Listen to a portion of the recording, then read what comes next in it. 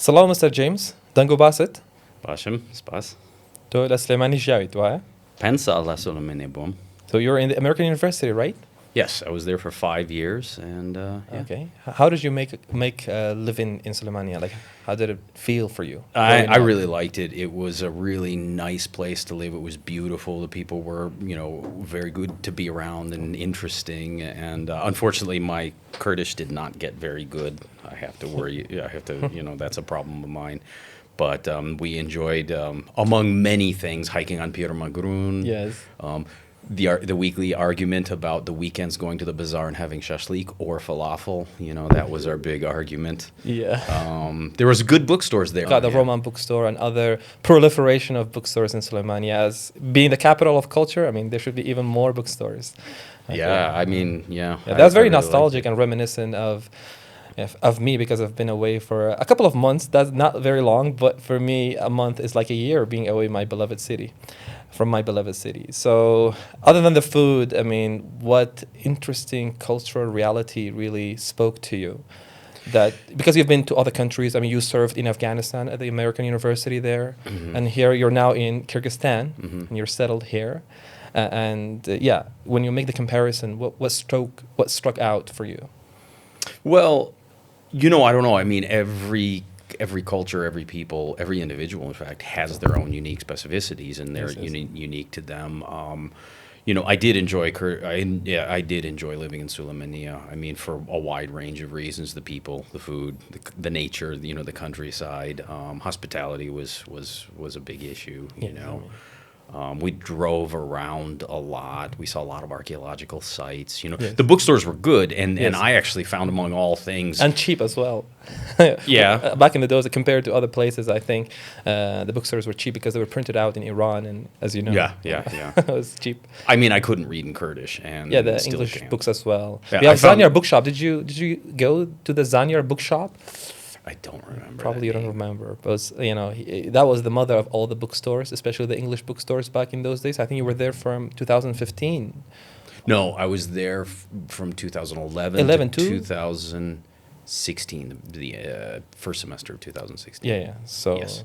Back in those days, Zanyar Bookshop was in its high time. You see, so for today, we're going to be discussing a vast and hefty book, I mean, A Secular Age, that took me a lot to really read it. And I actually made it until page 600. 150 pages were left, but I'm going to be finishing it after the podcast in the coming days.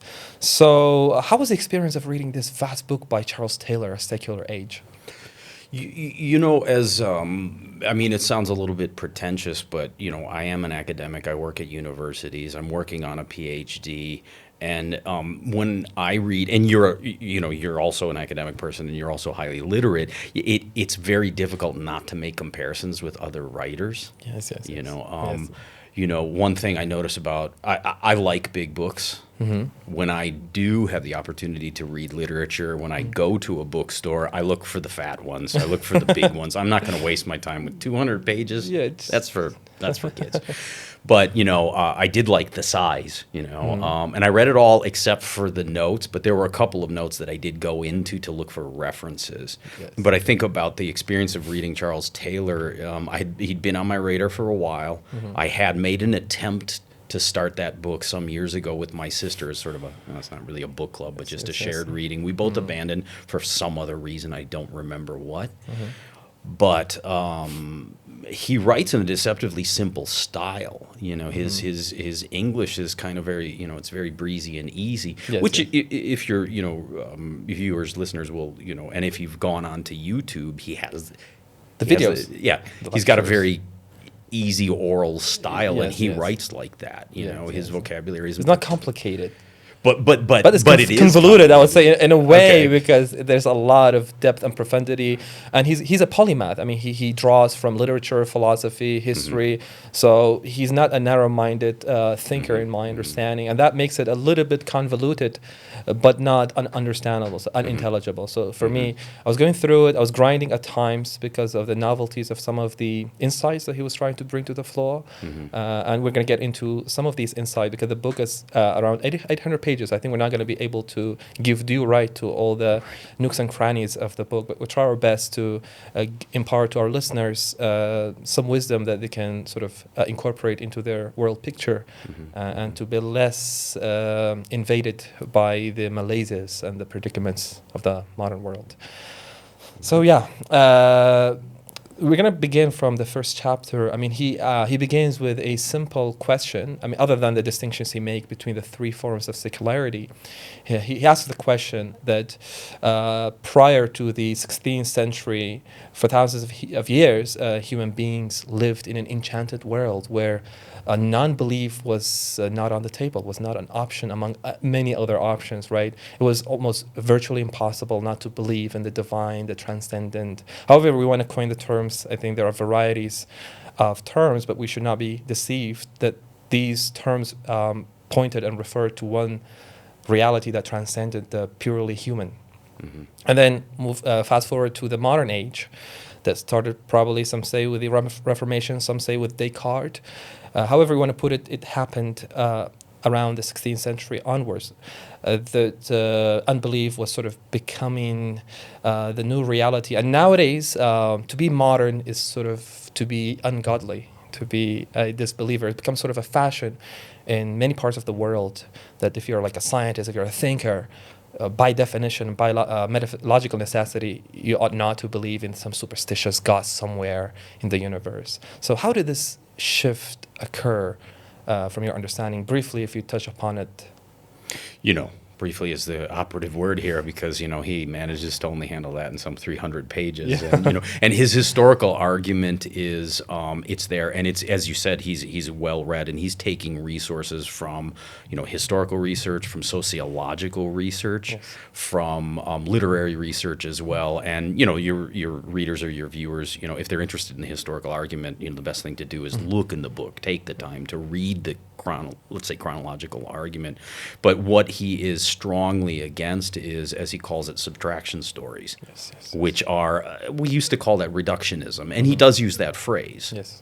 The idea that a complex, let's say, result, let's call it secularism, or secularization.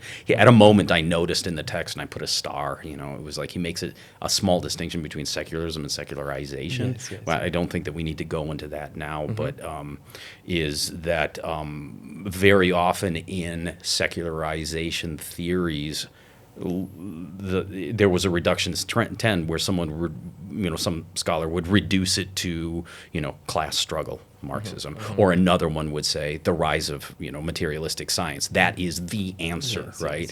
He doesn't want to do that. He argues strongly against it repeatedly, and he says this is a complex result with complex causes.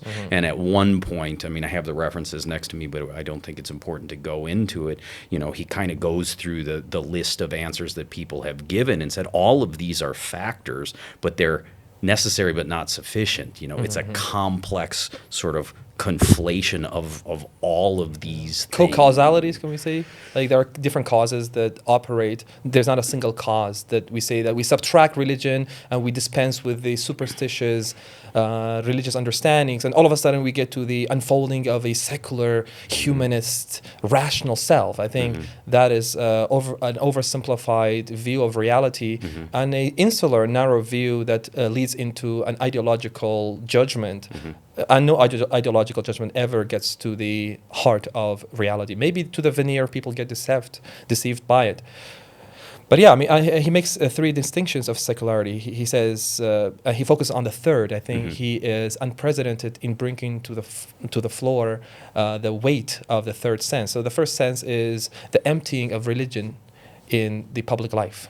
That you do commerce, you go to school, you go to the hospital, and God is sort of removed from the public life. So the emptying of the religious or the sacred in the public. And then the decline of practice and belief, which is, again, a characterization of secularism that many thinkers point to. And then the third sense, he talks about the conditions of belief and the conditions of disbelief that bring us to the discussion of the imaginaries. Right? He uses the term social imaginary, cosmic imaginary, that are deeper than particular theories about how we sort of view the world. That is the the imaginaries for him is the pre-theoretical background understanding that we have that theories come and get their meanings, you see. So I think that third sense of secularity has to be focused that the move to unbelief that has become very fashionable came mostly from the changing conditions of belief. So to speak, we can use the term of paradigm changes. So no paradigm ever gets changed or toppled by a particular theory. Say the theory of Darwin or the theory of Newtonian physics. I think these did not create the cosmic imaginary of a godless universe, right? I think the imaginaries are the ways that people view everything. The perspective, the self, we can even understand it, where the imaginary is embedded in the self. That is deeper than any theorization, I guess. So would you propound on this if you want, or... I mean, completely accurate, you know, from my reading as well. And it does relate to his, you know, a common thread throughout the whole book is the rejection of his, you know, subtraction stories, because one of them is what I see a lot. He does mention this in passing because he's trying to cover so much material. Yes. And one of the reasons why the book is 900 pages long is he has to repeat himself several times. Yeah, it is even not complete. You know, with 900 pages, you know that no single book can exhaust the depth of the huge changes that happen in history.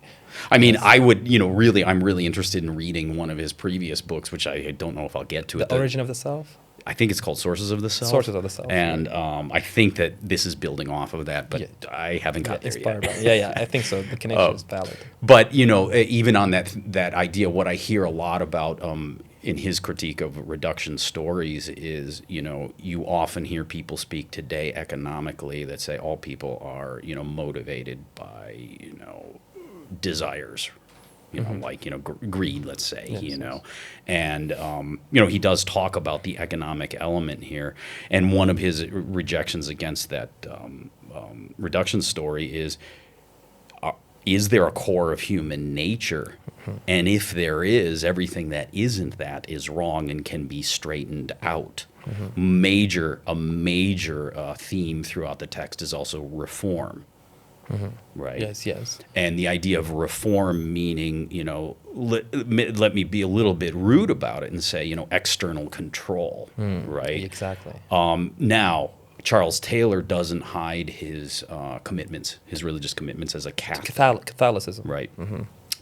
And as a I really don't. I'll just say it, but I don't want to commit to this, but as a Catholic, he's got a problem with the Protestant Reformation. I see. The biases are there, I guess. I mean, you cannot hide this reality. Let's bracket that one. But I mean, you know, because I think that they are there, but he does admit them, and he does maybe argue them. I mean, could you unpack the Catholic understanding and the Reformation, the Protestant understanding for the viewers who are not familiar with these two terms? Like, what defines the Catholic? You know, that's nested in its historical context, which we don't have the time for now. Definitely. But it is its own interesting thing. And he does talk about this, and there are hundreds and thousands of other books that talk about this as well. But you know, Catholicism has a church hierarchy, right? A strong church hierarchy. Works. There are things that you do that are inherently sacralizing, making holiness, let's say, right? Protestantism, Martin Luther, Sola Scriptura. Sola Fides, тоже. I mean, the, you know, only faith. It's not works. It's faith, right? Yes. And there was a kind of a reform movement. Martin Luther, Calvin. He seems to be.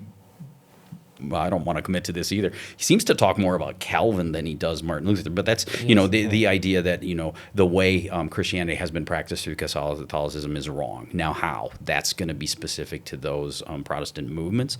But one of them is the Protestant Reform, Reformation, which includes this idea of going back to some kind of a concept of, you know, what the pure core essential nature of Christianity is. And that is purely biblical. Sola Scriptura. No, not tradition. I guess they're going to dispense with Thomas Aquinas or Thomism. You see, I think in Catholicism there's a tradition of thinkers whereby there are various degrees of understanding of the text. But then the shift of the Reformation is to go directly to the source and jumping over the giants that have sort of probably had better visions and understandings of the scripture. And it's like the shift that happened in Islam, in the Wahhabi Salafi movement. The tradition or the Torah is sort of seen with incredulity and skepticism, that we only have to go to the Quran. I mean, notwithstanding the narrow level understanding of the people, because you cannot just directly go to scripture without having been purified, without having the tools to understand what God is speaking to us. You cannot just say, I'm at my own level. You can just understand scripture like a person who has spent 80 years and lived a life of monasticism and just dedicated their lives to the book. And I think that's also a reflection of the horizontalism, that there's not a vertical or hierarchy of understandings. There's just one sort of understanding that we can all get access to without the prerequisite purificatory conditions. I think there's a similarity between the Protestants and the Salafis. They go directly to the text and ignore the fact that the text speaks to the ability of the readiness of the recipient.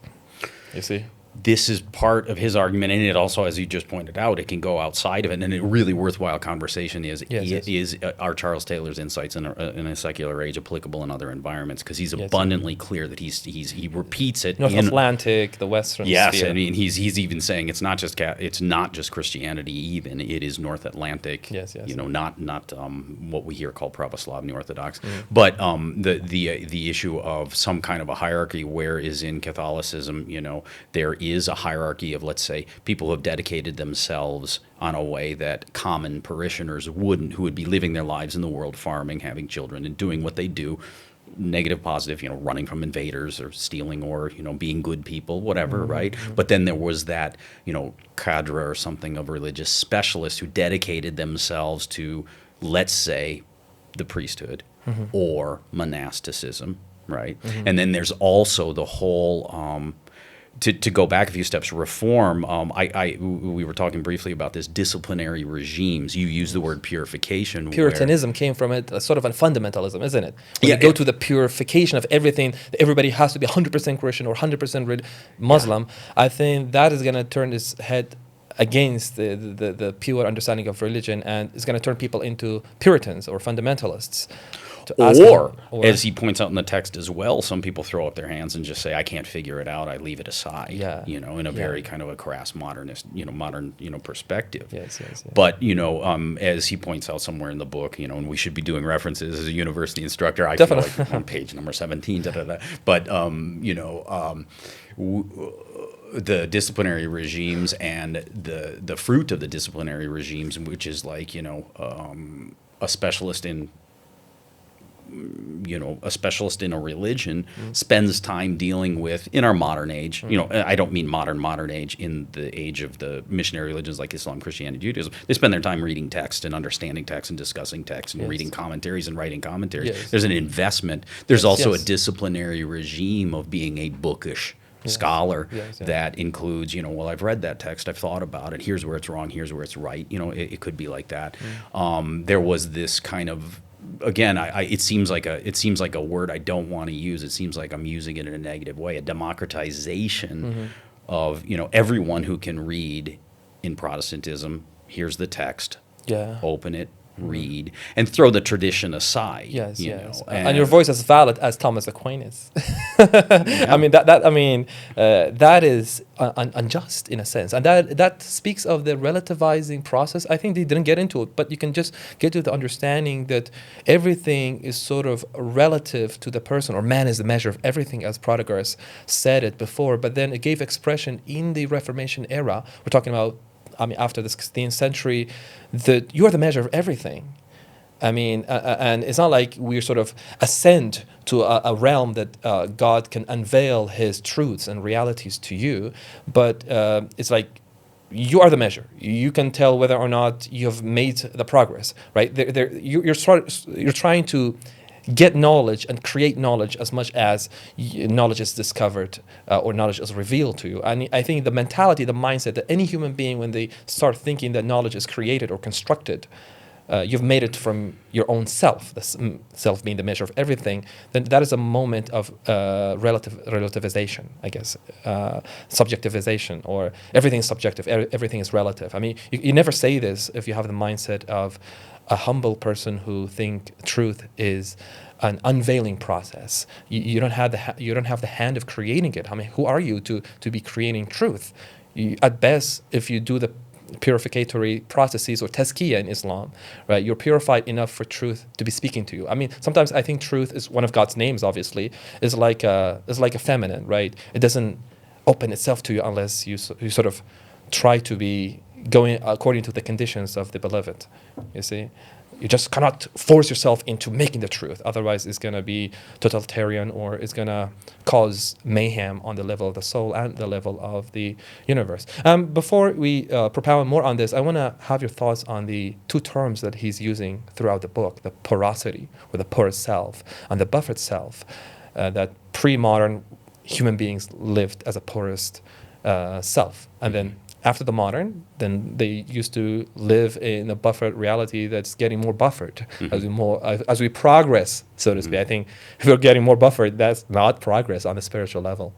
What are your thoughts on this? The porous self is one that receives, what's the word? Receives impulses from, they're not self-generated, and whereas the buffered self has layers between whatever is considered that true self, and that creates comfortable distance, even self-saving distance, but as he points out as well, even alienation, which is something that we see in the world. There's many other terms for the psychological and emotional, right? Yes. But one thing 2 steps back that I wanted to bring up was this: there's a stripping away of individuality with these moves that for example, we could talk about in Protestantism. It's like you don't need to have anything but literacy to read the Bible and make a judgment on it, in his context, right?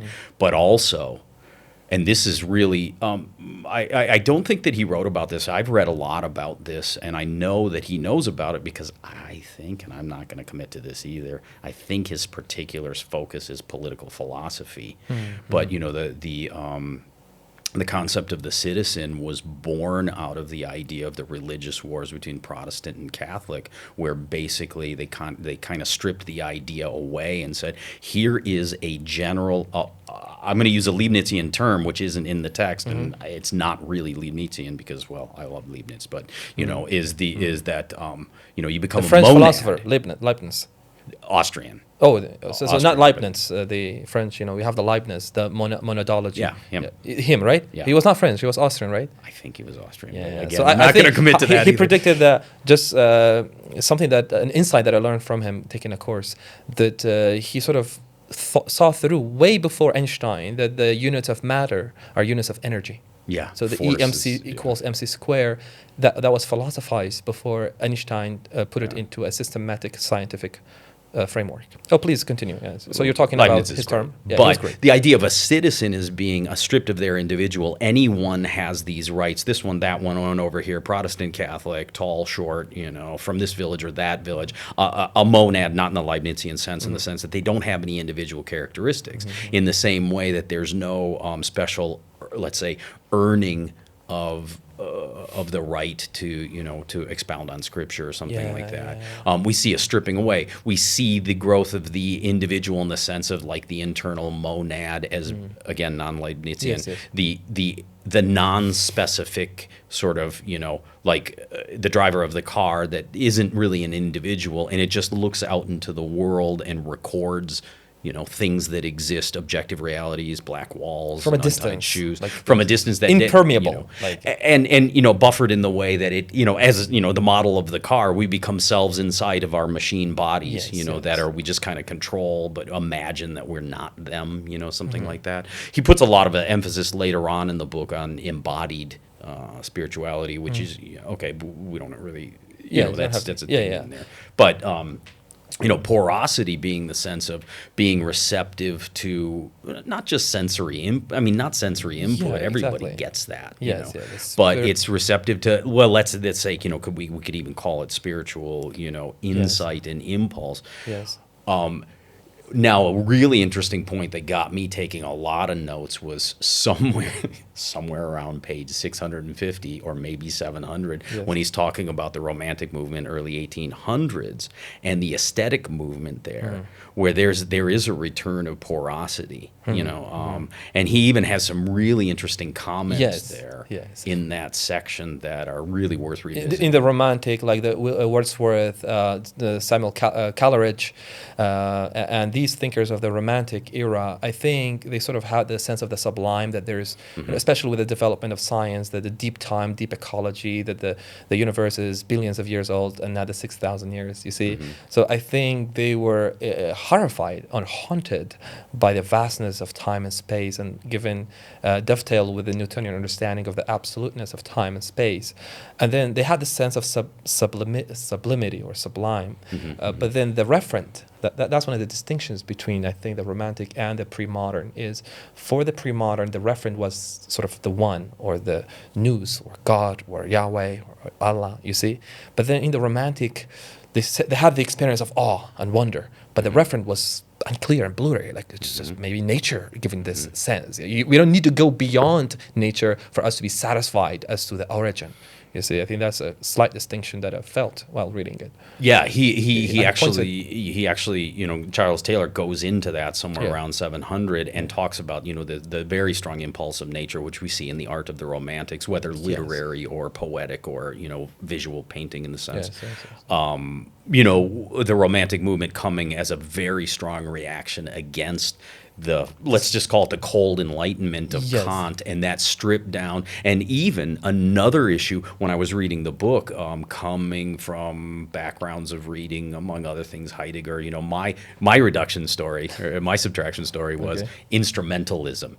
When you see the world as an instrument to be used, you have a very, rude and rough and disrespectful treatment of nature, among other things, but also of other human beings. But why not? I mean, let me go through the shift that happened after the Reformation. We're moving towards a realm of the providential deism, that nature wasn't seen no longer as a theophany, as a realm or ambit that reflects God's different attributes and names, right? I mean, the world, scripturally speaking, the world is showing the glory of God, you see, or Quranic perspective is everything is in a state of praise and tasbihat of God, you see. That pre-modern was also shared in the Christian, I would say, and in the Islamic world. But then the world was seen as an interplay of impersonal forces that sort of trying to instrumentalize, and really like vultures trying to get a corpse and take pieces of it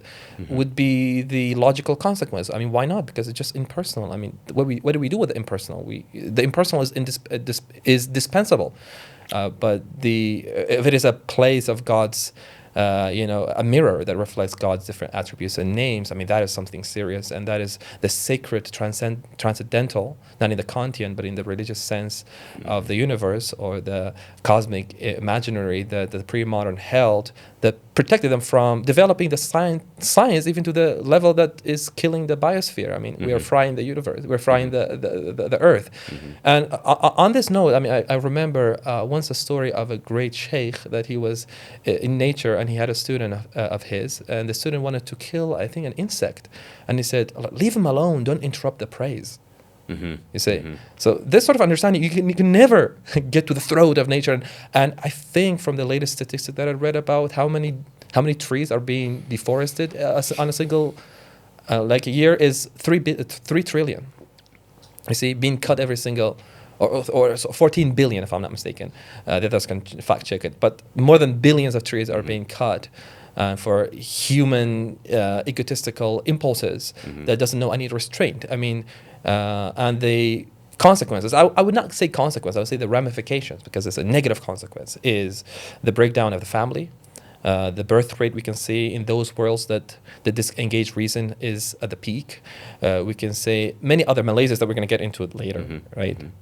So this is discussion of the porous being permeable of spiritual forces, but the buffer is disengaged, and I think Descartes had a role to play. That I think, therefore, I am the cogito. I think everything is created in the mind. I mean, this making a barrier like a ghost in a machine, nature was no longer seen as the immediate encounter, not with nature per se, but with the divine. I think always the encounter of the pre-modern was one of God through nature.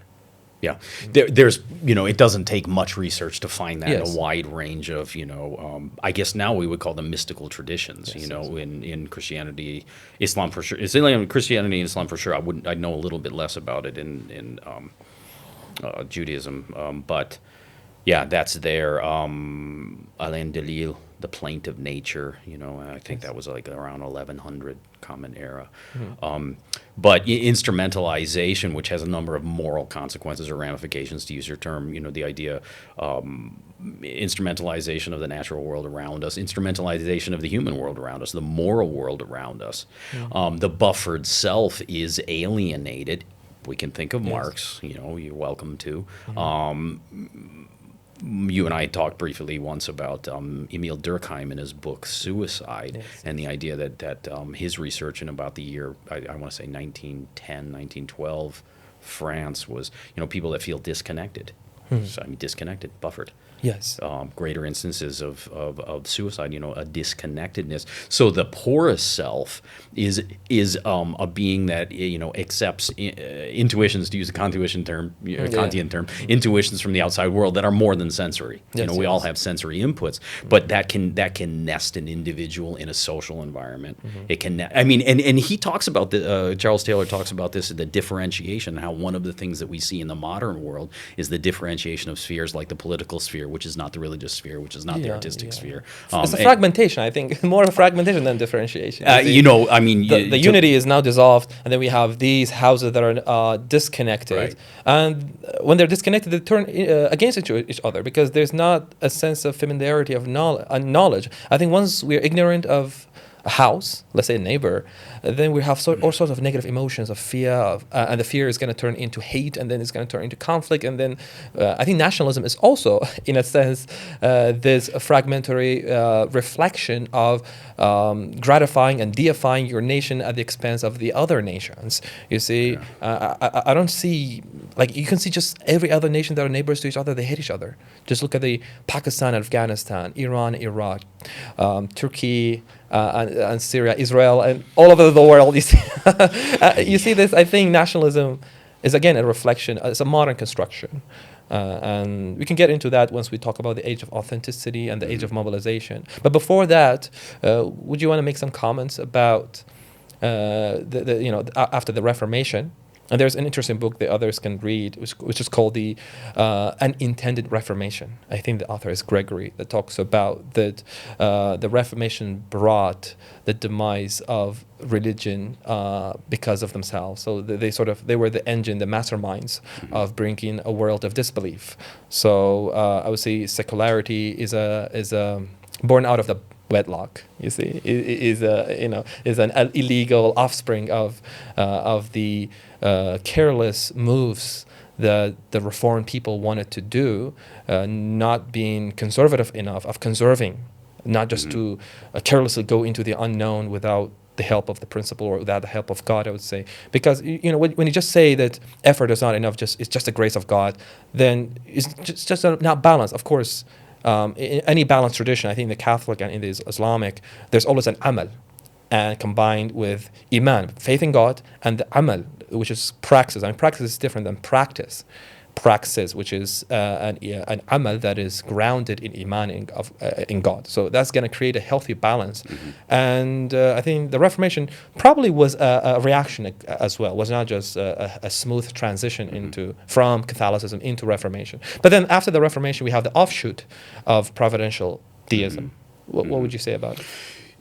There was, I think, there's a scholar named Peter Harrison, a British scholar, and he's written a couple of books on this, and I've read a couple of them, and they're really interesting, tracing this trajectory. A lot of it comes out of really, and one of the things that Taylor's clear about, and not just Taylor, is that people can have good intentions and things don't always work right. They don't always produce good. Exactly. The consequences or ramifications of some of these changes, had unintended consequences. Let's say, providential deism, according to Peter Harrison's reading, is a response of the fractionalization of these peoples in Europe. Between Protestant and Catholic, there were wars fought about it, and then sort of like, maybe we need to find something. You've got Catholic here, you've got Protestant here. Can we go beyond the separation, find a unity? Well, again, I see this as a process of stripping away of the uniqueness. Regardless of whether the uniqueness of one or the other is good, bad, or other or neutral, right? It's say, well, what do they have in common? Well, God is a creator. Okay, we can work with this. God is a creator, so maybe that's not neither a Protestant nor a Catholic is going to challenge that. Is going to say no.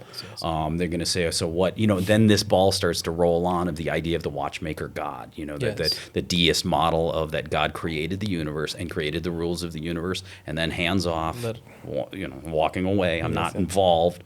I'm not trying to steer people. So God becomes not a personal God. So ritual becomes pointless. Because there's no, it's a different topic. It has social benefits, but it doesn't have any metaphysical reality. Rituals with just social cohesion, Okay, that's a different topic, and we hinted at this, the paleo and the neo-Durkheimian thing, which probably we shouldn't go into. But one of the metaphysical consequences of this is, Francis Bacon, knowledge is power, and the pure instrumentalization of nature. We need to be masters of it. Oh, sure, there were people that were working on the idea of chemical processes, alchemy, let's say, of trying to create change through material things. There were spiritual elements, there were non-spiritual elements, there was medicine.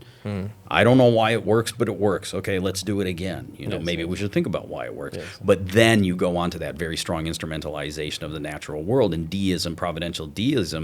Well, okay, actually, we need to take a step from fracturization, let's say, fracturing. Unification movement seems too strong a phrase, but the idea that maybe we can find what goes in between them. Well, God is the one thing they have in common. God is creator. God is creator of the universe. God is creator of the laws of the universe. These laws are discoverable. These laws are manipulatable.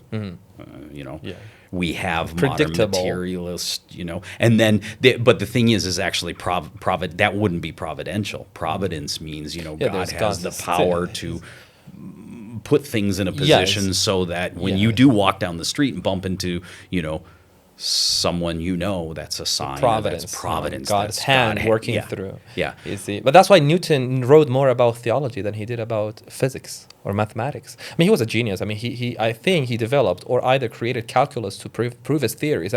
His mind was magnum opus.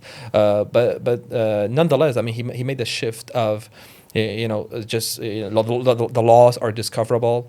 I think the scientific method was founded, was founded on an Abrahamic, God-centered view or imaginary of the universe. In order to get to this conclusion, I would recommend the viewers to go and check Alfred North Whitehead's book, Science and the Modern World. He talks and links the explosion of the scientific understanding of the world came from a reformed Protestant understanding of God being an intelligent designer, an intelligent God that made the universe completely intelligible.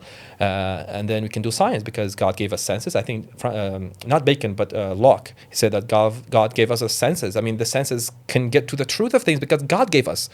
You see, but the problem was that also led to a world of science that no longer the scientists needed the grounding of God to do the works of science. You see, because Newton, John Locke, and these were all believers in God. You see, but the problem was isomorphism. That is, the purposes of God are in perfect alignment with the purposes of human flourishing. I think from then that we can understand clearly and with 100% clarity what God wants from the world, and we can actually perceive the truth of the universe with 100% certainty, so to speak. So this led to the decline of mystery.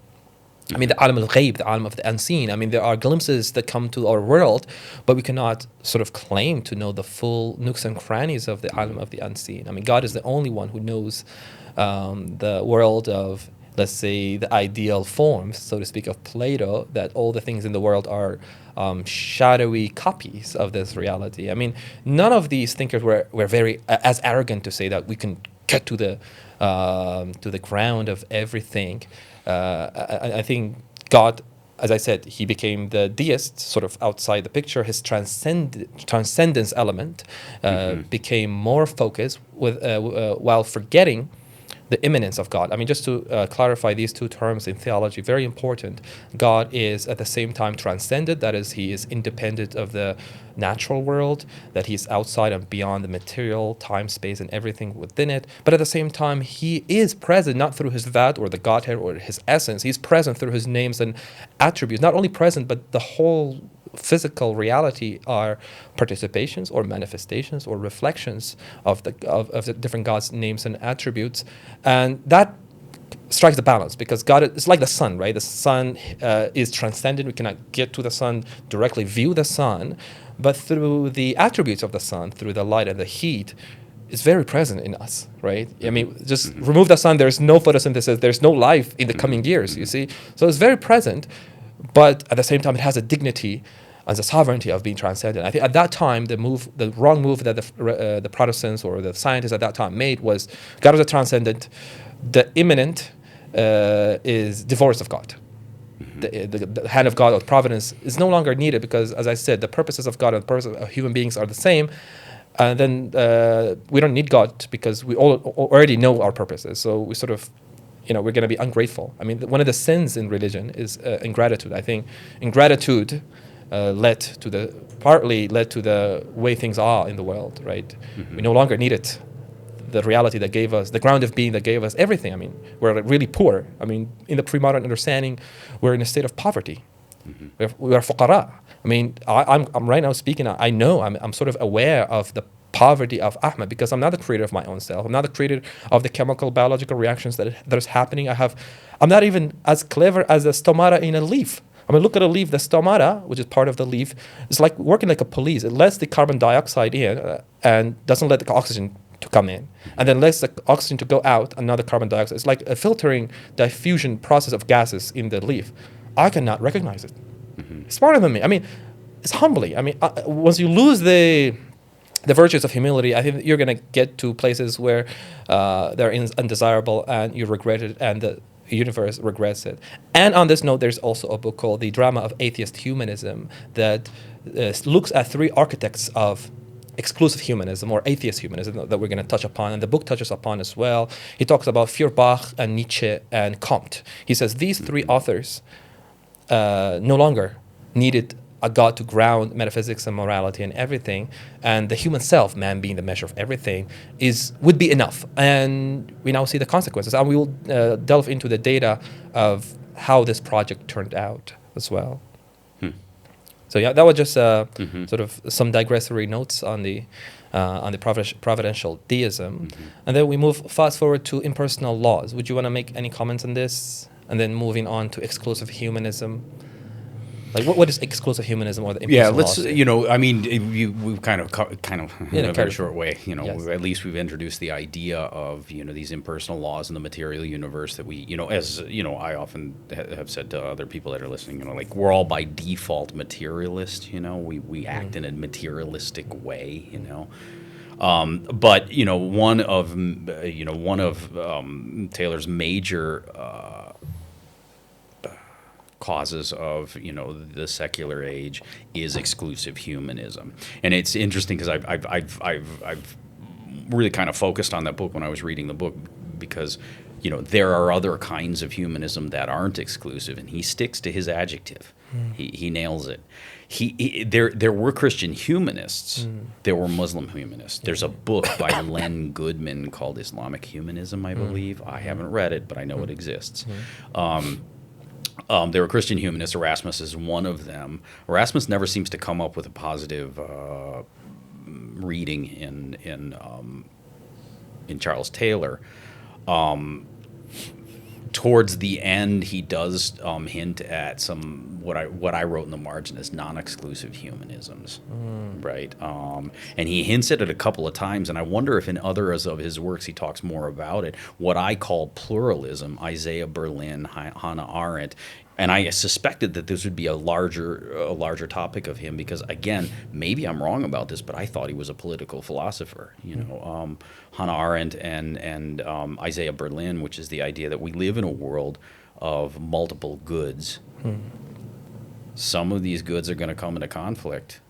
Yes. And they're going to come into conflict. Yes. And they're going to come into conflict. And they're going to come into conflict. Right, the reform trajectory that he traces throughout the book basically says, when we were talking about that briefly, there was a raw simplification of Protestantism and Calvinism. There are basically two kinds of people: the saved and the damned. That's it. He says, no, there's not. He doesn't say this, but he implies that there is not only two kinds of people. There are a wide not range. Either or, and both. You see. And both, but also, he wants to maintain for reasons of that there would be religious specialists that would engage in a different kind of a lifestyle than other people, and this was accepted. As I talk about in my classes at the university, 1,000 years ago, there was going to be monasticism of some kind, meaning a separating out of the world of a religious specialist says, I'm going to leave the world, I'm going to leave the family behind, I'm going to leave all of that, right, exactly. and become someone else. You can't. I'm not going to recognize my mother and father as being my mother and father. I cut my hair. I lose my name. They wear the same clothing. I'm now that raw monad in the non-Leibnizian term. But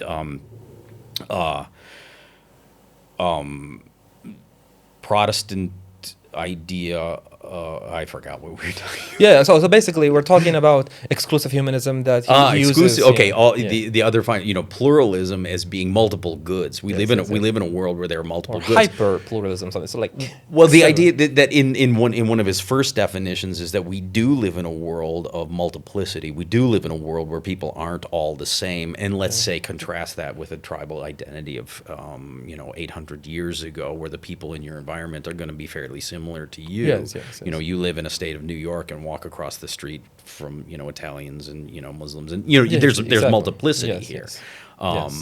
Pluralism, multiple goods. Okay, it doesn't mean that all goods are good. It just means that there are multiple goods and they're going to come into conflict. The opposite of that is going to be a totalitarian state where they're going to say this is the good and the rest isn't. And if you're wrong, well, you can take it to the extreme and say if you don't agree with this being the good, you're going to be on the block. Yes. Okay. Yes. But cancel culture is also in a form, especially the liberals. They're like the champions and the paragons of freedom. Well, this is an issue of reform, right? This is an issue of reform where which his line, his thread of reform goes through and beyond and beneath and before the Protestant Reformation, where it's right in the word. But the idea of reform being okay on some level. An individual could say, I'm going to choose to live this life. I'm going to become a monk. I'm going to leave this behind. I'm not going to recognize my mother as my mother or my name as my name. I am now that general monk. Yes. Okay. But reform hits this kind of power level. I think he would say that this comes after the Protestant Reformation, but there are reform movements, and he describes them in the book repeatedly pre-existing that, where it's basically... It's not a matter of a choice. You are completely wrong if you don't follow this, and then you need to be dealt with. Now, again, as the way I always imagine this kind of stuff is threads coming together and some of them breaking off and disappearing. This idea is there when Locke comes along, and of course we could have a discussion. I wouldn't, because I don't know Locke that much. I've read some. Is that the idea of the tabula rasa, that the being is a blank slate. Yes. Well, certainly that's going to take that idea and say, well, now you see, all we need is better education to instruct, or conditioning, or disciplinary regimes, to use synonyms, right? Then ultimately we're going to see the rise of state school Yes. which has a lot of benefits. Yes, yes. It certainly does, but it also can have this very indoctrination level, this very propagandized level. Yes, yes. You know, and that's part of this snarl of concepts that you know he calls reform, right? Exclusive humanism, as he points out in the book repeatedly, and it's one of his bugbears, it's one of his enemies, is exclusive humanism, and he uses that adjective. Yes. Is that it says it, you know, human flourishing is the only good worth pursuing. Again, we have a limitation of goods. We have a turn away from Isaiah Berlin, who appears in the book only a few times. Yes. Right. Not the idea of multiple goods or plural goods. Right. Yes. We have the idea that human flourishing is the only good. Now he points out. I wish he had pointed it out a little bit stronger, is that the religions, in his case, he is talking about Catholicism, but I see this in Islam as well. There is a human flourishing element there. Yes, there is the idea that you know, we have a responsibility to other human beings. We should help other beings. We should not be cruel to them. It is not only, as a character can point out in religion, it's not only about my own personal salvation. Damn the rest. Yes, exactly. It's that we're nested in well, let's say we're non-buffered. Yes, yes. You know, we live in a social environment that we have commitments to and responsibilities to. Mutual benefits. And we can, you know, and we do engage in mutual benefit with other people. Now, strong capitalism will take that another thread and it'll run with it and make it an extreme where that's all there is mutual benefit.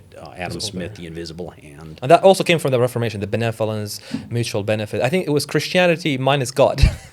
So they had all the Christian virtues, and then, but I think because of the providential deism, God is really necessary. We've got the virtues of benevolence, of universal suffrage. Everybody can now. The women can also vote. Then we move on to the 20th century. We have got the emancipation of the slaves. These were all religious impulses based on, you know, the divine providence was also, I'm sure, present in all and any of the moral acts that the Christians were doing. But then, as I said, became Christianity minus God. And then when you make minus God, I think the immanence of God is an immanence, because he talks a lot about the immanent frame, that we are like in a buffered, disengaged, disembedded human self that lives in the world, and it is immanent. But I think immanence it's a very positive term in theology. I mean, the negative immanence, right? That everything could be explained within the framework or within the natural. You know, everything can be explained in a closed system. We don't have to posit something beyond. Everything has to be solved within the human beings, as if we have created ourselves, as if we know the structure of reality. But you mentioned tabula rasa, the blank slate. I think if there is no pre-existing essence that we have to conform or participate into this pre-existing essence, or the fitra, you see, the natural primordial state of the human being, that we don't create as much as we keep and preserve and we discover. And then if it's a tabula rasa, you're free to infinite creations of the self, while at the same time, I mean, I think Dostoevsky critiques that a lot, that the laws of morality in the book of The Crime and Punishment, that Raskolnikov sort of tried to create within himself some moral dictums that I'm justified in killing this old woman, although she's bad and evil. But when he does the action, now everything is going to go into a state of mayhem and pandemonium and a state of chaos, right? He could not convince himself otherwise. He could not give himself consolation of what he did. The laws of morality are so imprinted in the structure of the soul that is enough, if you introspect, that we're not just a tabula rasa. There are metaphysical principles or boundaries or had that are put within us that we cannot just mess with it. We cannot just be freely roaming and wandering and creating and destructing. Although we can transgress, that's the thing. We've got the freedom to do that. But it's going to be at our own peril. I think the rise of loneliness and depression and hopelessness that we're going to get into in the age of authenticity is going to say a lot about the self is not the result of your creation, and the principles in the self that self can discover. You're not in a sufficient position to really create them out of nothing. And the exclusive humanism, coming back to this point, I think the first exclusive humanist was Pharaoh. And Pharaoh in the Quran says, "Ana rabbukum al-a'la." I'm your highest God. You see, and I mean, exclusive humanism is nothing but saying that man is the measure of everything. That like flourishing of the human is the end goal. It is why we're here. I mean, that runs against the Augustinian tradition. I mean, St. Augustine which I think he was born in 400 years after the coming of Christ in North Africa. In his book, The Confession, that I've listened to the audiobook, like 80%, I guess, of it. And there he says something interesting. He says, "O Lord, you have created us for yourself." You see, the purpose of the human is not just to flourish other humans. There's part of it, but it's not the center, right? God has created us, not so just we can help each other, just flourish on a material basis, especially, because the flourishing there is not a spiritual flourishing, I'm sure, because there's already either no spirit or the spirit is just one level. There's no hierarchy of the spirit. Like you can be an elevated human being. A prophet is different than a serial killer. You see, there are different degrees of the being or the soul of the person. And St. Augustine said, yes, God, O Lord, you have created us for yourself, and our hearts are restless until we find rest in you. You see, I think the book can be summarized, especially the age of authenticity, the modern self, as a self that's unrest, that's restless. And the heart is never going to find rest until we rest in God. And Prophet Muhammad also says that the seed of sin, or going against God, is restlessness too. And to point, Kierkegaard, one of my all-time favorite authors, in his book Sickness Unto Death, that I reread it for the discussion, he talks about how the default position of all human beings is despair, despondency, and hopelessness. That he says clearly that unless either you're aware or not aware of it, you're in a state of despair, and despair is a sickness, and a sickness unto death. And the problem is you cannot kill yourself. And you don't want yourself, because it is in a state of despair. And he says you cannot be cured unless this self submits and rests transparently in the power that sustains it, which is God, to his understanding. So I think we have convergent insights from across the East to the West of the same truth said through a prophet, through a wise man, through a philosopher, that we have lost this reality. Submission is an act of cowardice for the modern self. I think if you submit, you're coward. But and if you submit, you're not modern. You're archaic. You're out of date. You know, you're from a time of immemorial, like out of mind. You see. So this is exclusive humanism. I've got a lot of beef with it, so to speak. I think when we're exclusively focusing on the human, then is an inhumane thing, because the result is not a human flourishing; it's a false promise. Because if the human flourishing, especially as I said, it's just a survival and reproduction, getting a Darwinian term, you see, this kind of flourishing on the level of the survival. We're just doing everything. We're making money. We're getting married just so that we can procreate, you see, have children, and then we can survive. But for what is, we're living in a relative realm. For what is something, just your opinion.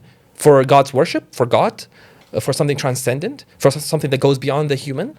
No, it's just either so archaic or this is just your opinion. So we don't have any grounding of surviving for what. Just we're surviving. Okay, I'm surviving. But surviving, if it is only for the purely physical, which was the lowest degree in the Platonic tradition. I mean, living for the sake of the physical, flourishing for the sake of physical, is the lowest plane, you see? And then now it has become the highest plane. Do you agree with this analysis? I mean, I would say about that one is, flourishing isn't just survival, and it begins with the physical, right? But it does more than that, I think.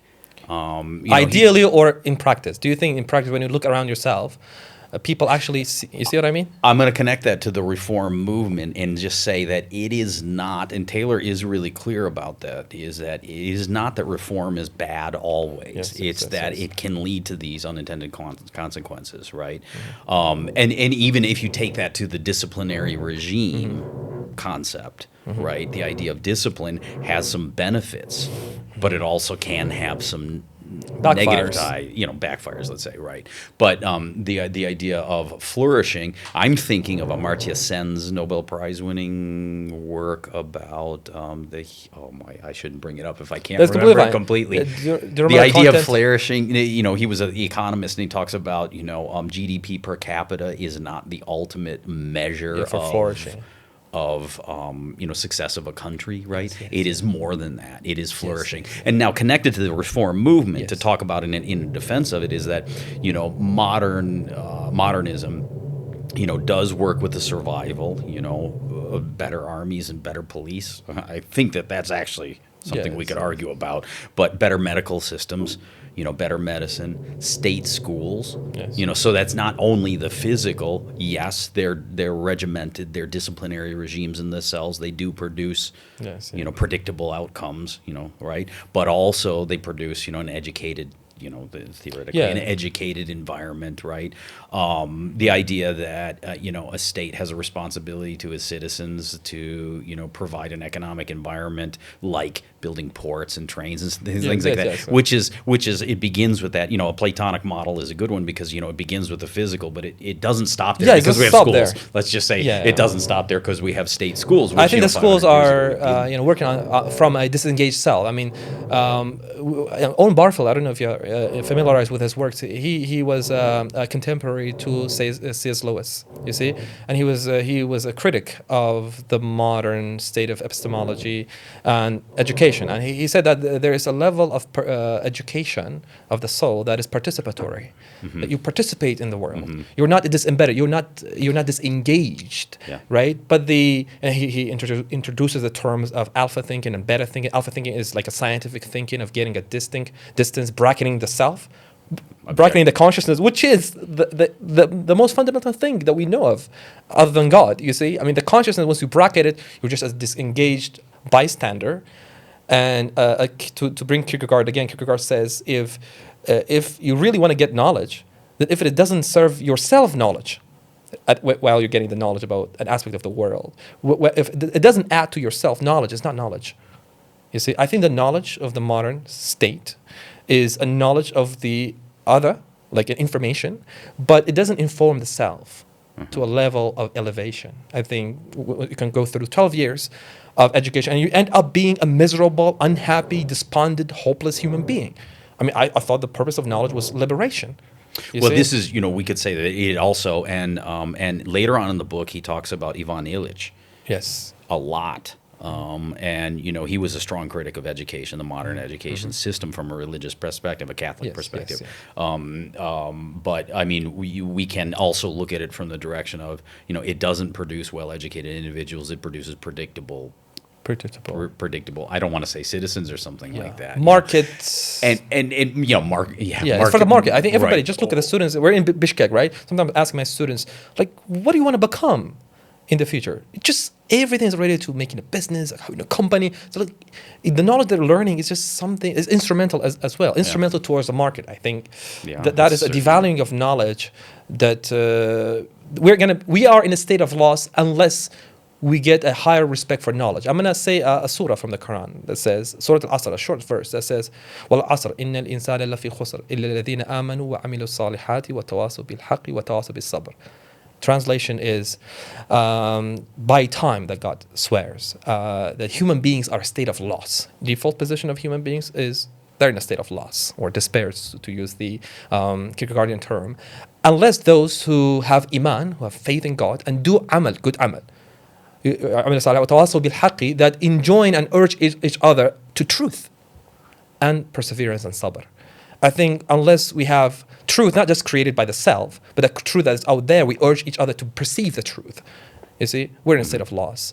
And I think the state of modern education, truth is either relative or is something, has become a means to a physical end. It's not just a transcendental end, right? Just the end of the market, consumerism.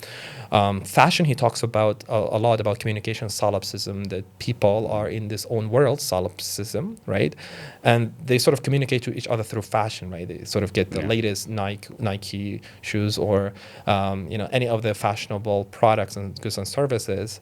And the purpose is even the configurations of the material order is just for the sake of fame or other attention, or it just we're going around the senses. We're just not beyond the senses. It's just a physical. I think I'm just seeing physicality everywhere, and well, not everywhere. I mean, there are people, there are traditions that are still preserved to the core of the supra sensory.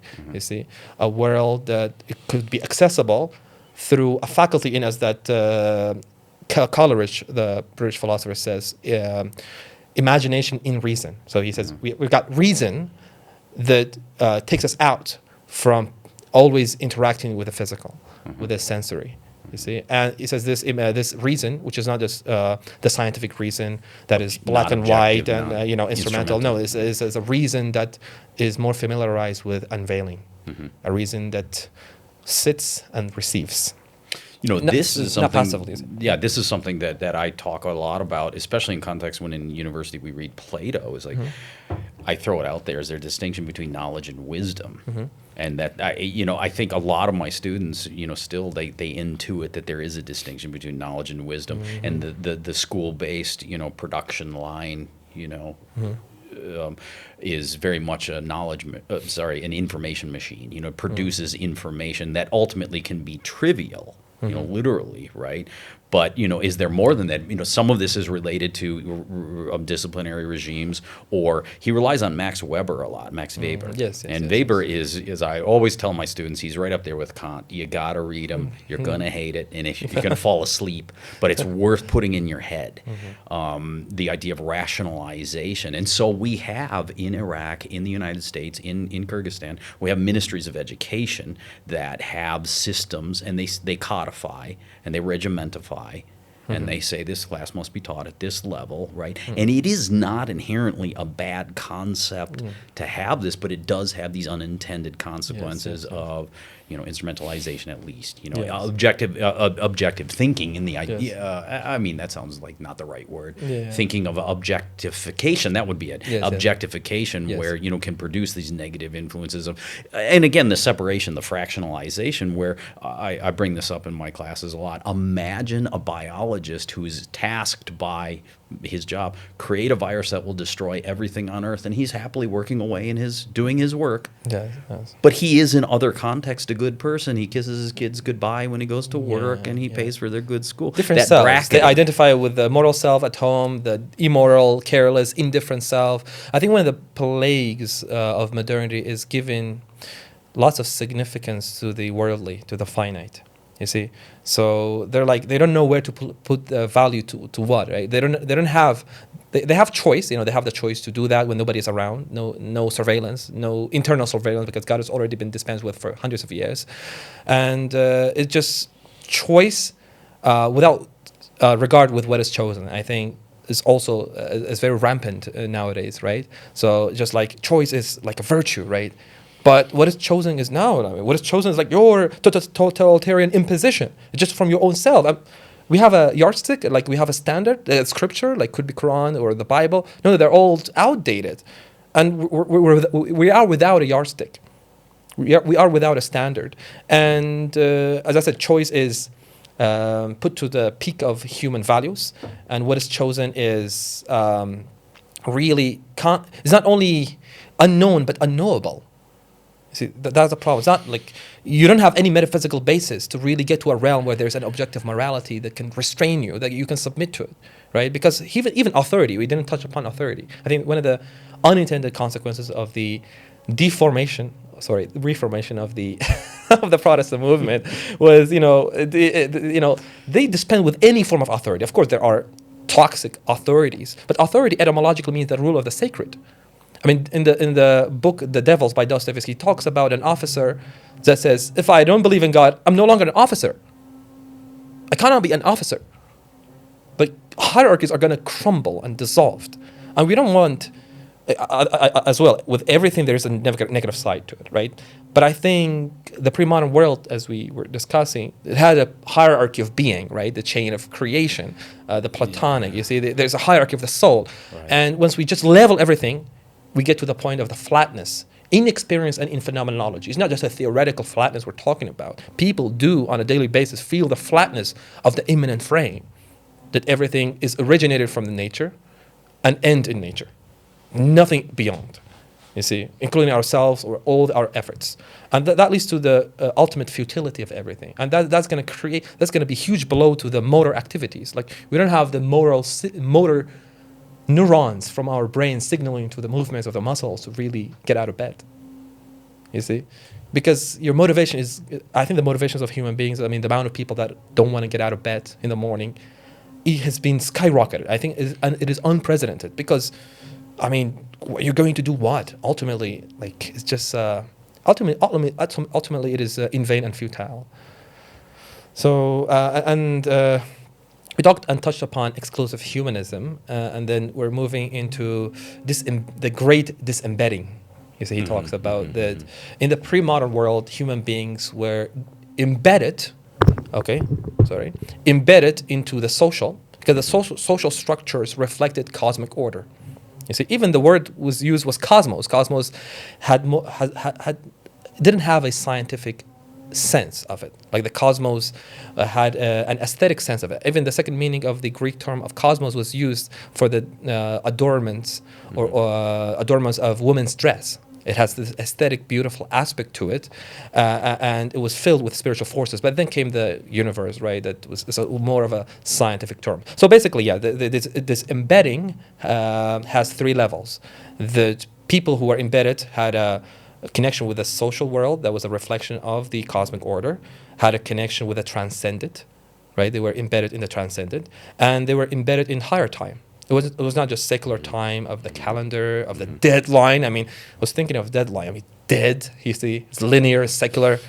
And then we got to this embedding. And the disembedding, the reason why it is very problematic from a psychiatric perspective is I was following for a few years a very respectable psychiatrist who wrote two very great books. I mean, Master and Its Emissary and The Matter with Things. And he talks about, with converging evidence over decades, about the three principles for human felicity and flourishing, really on the true sense of the flourishing, is a sense of embeddedness in a sacred realm. You know full well that the world has this transcendent, sacred reality to it. It's not just the blind forces that brought everything into being that's going to flee and never return. He said this is the first one. The second is being embedded to a social structure that's firm, that has extended family members, which we have lost as well. And the third, he talks about being in proximity to nature. I think until 100 years ago, 90% of human beings lived close to nature. Their livelihood were dependent upon the changing of the seasons, you see. But all that has been artificialized into parks somewhere in a increasingly modern infrastructure and architecture. So these three, I think, is a modern converging psychiatric truth about what we have lost that the pre-modern had at their disposal, and they seem to be happier, I guess. Yeah, I mean, we see a lot of evidence around that, but some of that is to go back to like chapter 1 of Taylor is, and I'm not making this a subtraction story, is mobility, right? And the thing is that we do have choice, and choices can be good. They can be bad. They can be neutral. Right? Yeah. And I've made a lot of choices. What is chosen or choice itself? The thing is that somebody has the ability to make a choice, but we've all seen other people making what you would consider a bad choice, right? Yes. And even in cases where they could be dangerous if they're your child or something like that. And then I don't let my kids do crazy things, Yes. things that I myself did as a child, right? But that was because no one was looking, or at least my mother wasn't. But and then there are other things that someone's at a distance from you, and you think, oh, that's a mistake. I really wouldn't do that. Yesterday in my class, I had a small conversation with a student, and I said, you can do whatever you want, but your grade is gonna be affected by this. This is the consequence of this, right? We do have choices, and I think some of this, one of the things that I kept writing in the, because we've talked about this before, is I'm supposed to be a historian, but I have this illness because I might be the only historian in the world, I really don't know, that hates history. Because history seems to me to be, in my crass and cynical way, just one thing after another. But one of the things I did like about reading this book was that it is an intellectual history, which is something that I always keep telling myself, I got to do more intellectual history, not event, pure event, and this happened and that happened, right? But I wish that he had written more about history, because he talks about, these significant events. We can call them epiphanies or theophanies, right? That really change a person. He talks about conversions. He talks once, I believe, maybe more than once, about Plato's cave and, Plato's allegory of the cave, of this conversion, meaning a turning around, a step away from pure, let's say, we'll even use some terminology here, instrumental objective knowledge to wisdom, right? Yes. Choices are there, and there are things in life where somebody, I use the phrase in my mind, makes a bid towards the future. They may pull up their stakes and change their location like you did coming to Bishkek. Yes. You didn't know what was going to happen. Really. Something good can happen, something bad can happen, something in between can happen, and a lot of things happen, right? Yes. But we make a try at something. I see this a lot with my kids and my grandkids, where I want to give them opportunities to try some things. Let's see what happens. You know, maybe they love it, maybe they hate it. I don't give them the opportunity to, you know, drink alcohol, smoke cigarettes, blow themselves, play with weapons or anything like that. I mean, you know, so there's restraints on that as the person who's responsible for them. But as we become mature as an adults, you know, we do get more and more choice, and theoretically or hopefully we would have more wisdom, not just knowledge. We should have knowledge, but we'd have more wisdom to say, let me think about this. You know, maybe if I do this, what's the effect going to be? Am I willing to leave my family behind? I've left families behind, not married families. That would have been something I wouldn't do, but my birth family, siblings. I left them behind. I moved to another place in the country and made a whole bunch of new friends and left them behind and made a whole bunch of friends in another one. I came here and now I have a full family. I never thought I was going to have that. I love it. I am embedded in that regard, but I wasn't ready when I was 25, and I thought people that were doing that when they were 25, I was like, and I did it at 25. You know, well, definitely, I get you, But the other thing too is that on that level of that kind of wide openness of choice in our authentic selves to, you know, our kind of, we've already started that topic is, you know, some people need, you know, I don't want to say some, you know, there's a range of acceptable choice. Yeah, definitely. There's a range of acceptable choice, and I think please continue on this, because I was gonna make a comment on this. You do continue. I mean, authenticity, you know, as the idea of, you know, searching for your true self, that predicates that there is a true self. Yes. I'm not the same person I was 15 years ago. I'm not the same person I was 20 years ago. I had the same name. Yes. When people, because I've had so many separate groups and so many, you know, times that I've changed my location and changed my life, when people, you know, from those old times now with the internet, they contact me, you know, and they say things that we've done, I see that as buffered. I look back and I say, I believe you that we did this kind of stuff, but man, that just doesn't seem like me now. But I also know that people are different and I'm different. Yes. And I have made choices. I've made bad choices, but I've also made some really good choices, not fully informed and not based on wisdom, but they've turned out all right. Yeah. And even more than just all right, really, really valuable to me. And I wouldn't give them up to anyone else. And the thing is I also think about this as you know, like, expressing this to other people is like, I will tell that to a friend, but I wouldn't tell that to the rest of the world because it's way too profoundly specific to me.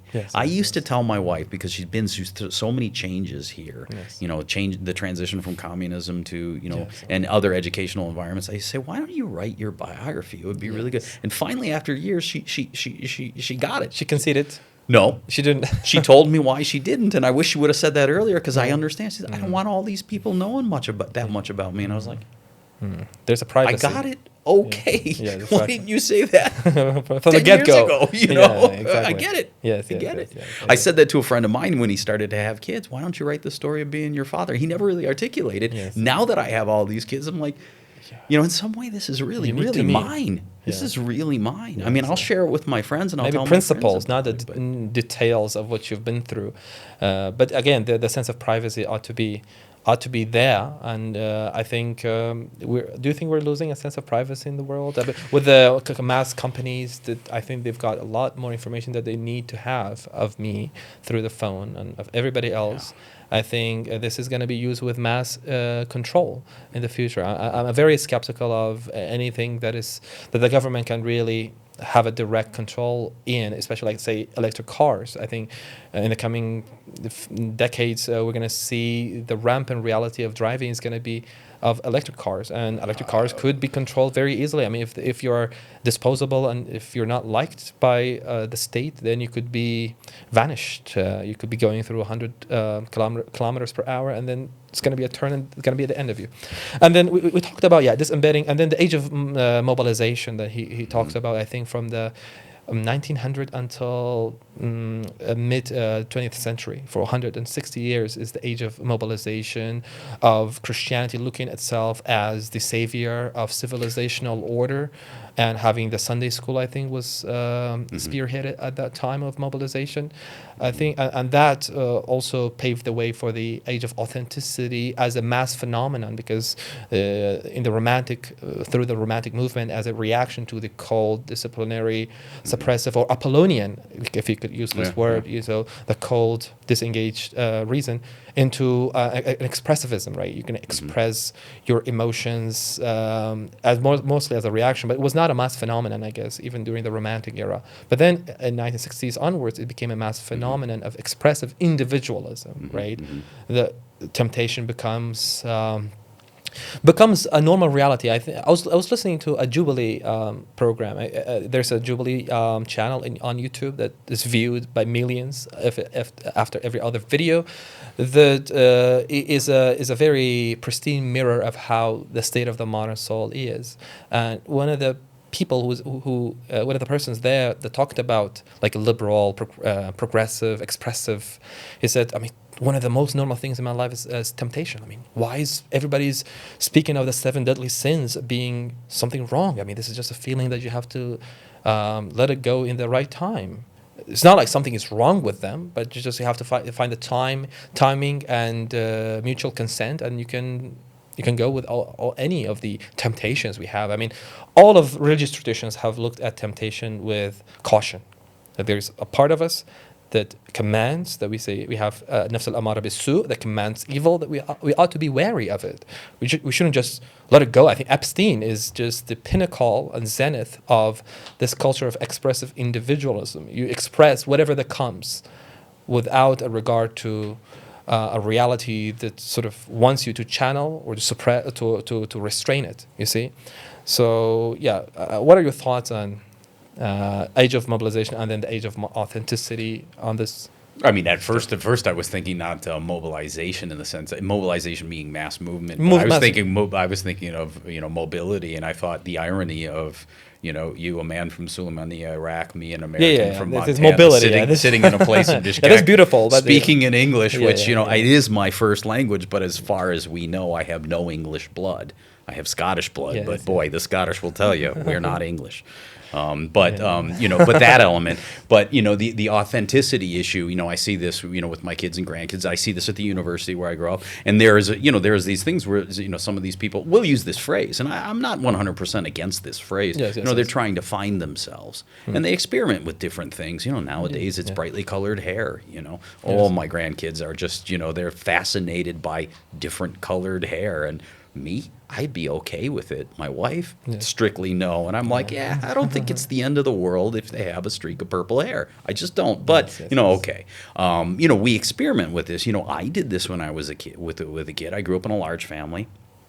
To me, it was the most oppressive, structure in the universe. It isn't to me now anymore, But I was making differentiation moves. If they went left, I went right. If they wore black, I wore blue or something. That the rebellious nature of the adolescent. And I did some things that I probably shouldn't have done, but I guess I came out okay. But I don't know. But in retrospect, you've gotten wisdom out of them. You don't. Do you prescribe? I'm sure that you've not got to the limits of the 7 deadly sins, And for the sake of the viewers, the 7 deadly sins that has been normalized, especially after the expressive individualism and a mass scale in the Western world, I'm not saying in the Islamic world, is gluttony, one of the sins, that is a worship of the stomach. Do we see it or not as a ubiquitous reality? I think so. You see, gluttony, excessive eating. And then we've got pride. I think the mother of all the sins is pride, because once you transgress boundaries, I think it's fueled by pride. We earlier talked about the drama of atheist humanism and the forerunners being Feuerbach and Nietzsche and Comte. I mean, you just read their works and you know how much condescending and arrogant they are. You see, even in their attempts, I think Feuerbach said, just to put it into perspective, Feuerbach said, we're not created in God's image. God is created in our image. So the deification of the self. I think that's the pinnacle of pride. I think that's not just an intellectual move. That is a self that is that is being possessed. I mean, we're talking about the porosity. I think in the porous self, there are spiritual forces, good and negative. You have the devil, you see. Now we have the evil without the devil, you see. But then the evil sort of has something related to a devil and a metaphysical negative reality that could get into you and lead you to misguidance. And you have to really resist the temptation of the devil. But now you get mocked, really talking about a self that could be permeable to dark spiritual forces. I mean, it's just intellectual curiosity we can navigate. But I think there's also elements of the devil. What are your thoughts? You know, he later on in the book, I can't remember which page range, but you know, he does talk about the modern. He calls it the therapeutic culture, meaning psychological and psychiatric. And you know, one thing he says is sort of like the removal of the concept of sin. He discusses the removal of the concept of sin. Let's take an extreme case scenario. He hints at this a little bit. I don't quite recall, but you have a person who is a serial killer. I mean, this is a person who damages human flourishing, to use a kind of a technical term. Harms other people. That is not acceptable, right? But the therapeutic culture will look at that and say, well, what are the causes of this? And in some way, he kind of implies and says, that person isn't at fault. I don't really see that. I do still see people judging. I mean, one thing I do often in my teaching classes in the university is that there are ways of judgment. We judge on starting from simple and immediate. We judge foods we like and we don't like, colors we like, we don't like. Okay, fine. And that's very innocuous, right? And preferences, right? And then we can move on to other levels of like social judgment of other people. A modern theme that I hear a lot in class since I'm teaching, basically philosophy and religion is these and literature. We can't judge another person's actions. And I'm like, yeah, well, we do. In one form, it's called law. Exactly. Law is a form of collective judgment. The father in the culture judging you cannot just. I mean, and that's a non-legalistic model, but there are ranges of judgment. I mean, judgment does happen, and what I encourage my students to do is to judge wisely, and then also with a sense of charity, and sort of like that person did have a motivation for what they did. Can you understand it? You don't have to agree with it. Can you understand it? But I don't really see anyone in the world saying serial killers are just okay. One of the texts that we read very often is Frankenstein, about a monster, and the moral subtlety in there is really interesting and really worth thinking through. It doesn't mean that what he does is good. No. Yes, definitely. Yeah. But it has concepts of moral subtlety. Anyway, I wonder if that's a bit of a caricature of therapeutic culture. I'm actually fairly critical, actually more than fairly critical, very critical of psychiatric culture. I know a lot of people are getting prescribed drugs when it's not. Like for me, the issue of our buffered selves and depression, I used to struggle with that. But I think the difference between, this is my own stuff, this is research, is the difference between being sad and being depressed is depression doesn't really have a reason that you know about. If you're sad because your favorite dog, this happened to us a few years ago, my favorite dog died. Yes, I was sad. I knew exactly why. I should be sad. I miss that dog. I still miss that dog. That was a loss for me in my world. But, that's sad. That's not depression. You were not in a state of continual despair. I wasn't in despair. I mean, but I was. It was emotional state, more of a spiritual breakdown, right? Did it cause a spiritual breakdown? No, I don't think spiritual breakdown. I don't think that's too much. When I was very young, my father died. That threw me for a loop. I mean, I'm not sure I really recovered from that, but I am where I am, and okay, and I'm okay with that. You're consoled. I don't know. I really have to sit and think about that for a while, but so you're talking about criticism of the therapeutic medical prescriptive. But recently I have seen how that has really helped some people. Now, what does that mean to be helped?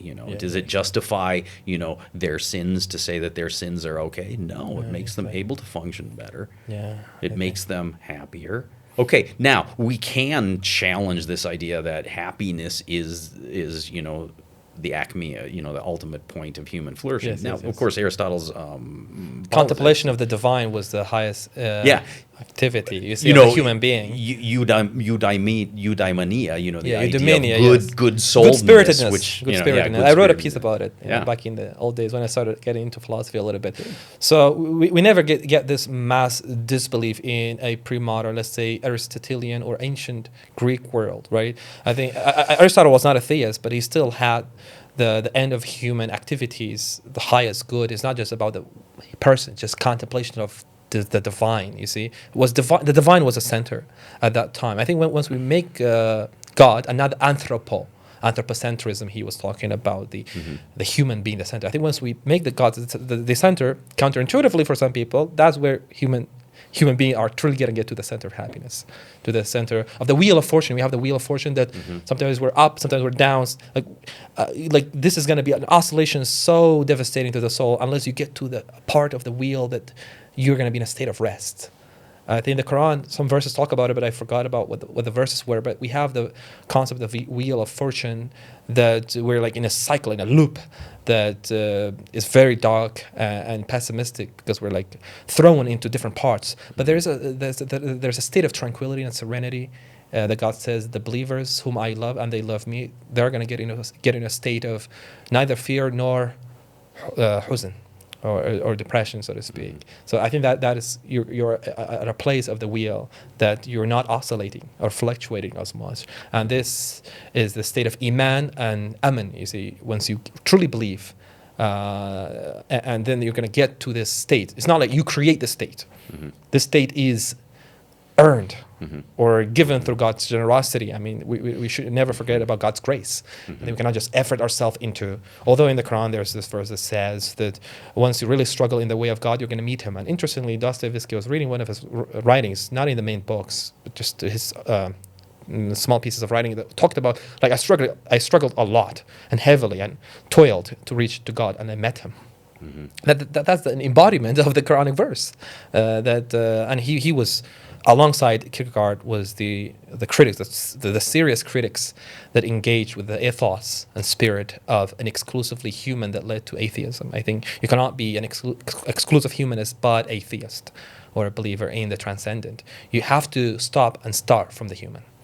And I think it's a metaphysical reality. I think it's not like I'm just going to bend the metaphysical structure and I'm going to be a theist and that. I think living in the modern world is like, it's not like you go to a buffet and you can just pick whatever you want. There's alcohol, there's the food. I think there's a whole package. The logic of the modern world is pro-dunya, I guess. It's dunya affirming. Although a Muslim is not a monastic. A Muslim is not going to get away from people. We have got this concept of khalwat that anjuman, that is seclusion within society, that outwardly you're with people, you have societal jobs and doing your best, a father, as a teacher, but inwardly there's a change of eternity, as Kierkegaard says. Outwardly you're just like any other person, like a secular, but inwardly there has been a change of eternity happened within you, that you are oriented to the presence of the divine. And then in that orientation lies the rest, given the restlessness of our state. More on the age of authenticity. He talks about the malaise, the predicament, the plight of the modern self. I mean, I want to start with looking at some data. Really, I mean, in Britain, for the first time in 2018, there was created and appointed a minister for loneliness. I mean, just think, for 2018, because 14 million people in Britain were reportedly either always depressed or most of the time depressed. And the government said, this is seriously wrong. We got to do something about it. And for the first time, they created a ministry where, like, since its creation has been, 7-8 years, every other 6 months, they gather around the 12 different ministers, Minister of Justice and other ministers, gather around and discuss about the ways in which we can therapize the population of the hopeless. And unfortunately, the result has been a more increase. You see, and Japan followed in 2021 to create the second Ministry of Loneliness. I mean, that is a worldwide siren or alarm about the state. And I think loneliness and depression is ultimately an act of hopelessness. I think it's a reality of hopelessness. And hopelessness turned out through converging psychiatric studies, or despondency, or despair, as these are different words to discuss the same reality, the best predictor of suicide. The highest predictor of suicide was not depression. As from these psychiatric studies, I can direct the viewers to go to Aaron Beck's The Cognitive Triads. He talks about in his findings that he found that, yes, when the person's horizon of the future is closed, the imminent frame, that the person is sort of hopeless towards the future, like something really futile, something really significant coming from the future. If this belief is lost, then the rate of suicide is better predicted than just depression. So it's not the symptom of depression, hopelessness, but I think the fueling core of depression. And there has been also a global flourishing study, which is the name of the study, that was done over 180,000 people across 22 different countries about how much a belief in God is going to help with hopelessness.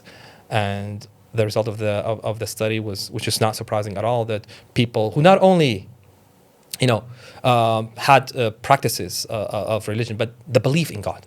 Some people talk about when you practice and attend the church, there are people you're going to be happier, not as much hopeless. No, he said even people who are physically distant, but who are believers, they tend to have a very comfortable life with their own self. They were not at a level. They may be sad or miserable, some emotional states, but they were not in a level of the default condition that Kierkegaard says, that is despair, unless you find yourself transparently. And he says about necessity and possibility. He says the self is a synthesis of three things. A synthesis of necessity and possibility, a synthesis of the temporal and the eternal, a synthesis of the finite and the infinite. Unless this synthesis is not balanced, you're not going to be happy. And we see that about the lonely culture, that they have given eternal significance to the finite. You see, the end of goal is like, I don't know, getting married, getting this much money, getting this yacht, looking like this singer or this artist whose sole goal in life is just the physical, I would say, especially in modern art. It's a reflection, not a creation, of the state of the soul of the humans or the imaginaries of the people. This is a synthesis. We failed to synthesize with the finite being a part and participatory element in the infinite. And the possibility and necessity, I just want to touch upon a little bit because it's very pertinent and relevant to our discussion. He says, if you're really a man who cannot submit, who cannot obey to principles that are metaphysical, then you're going to be a mirage self. Mirage, just like in the desert. You think there's a reality there, but it's nothing. You're going to be a floating self without ever landing or anchoring in a ground.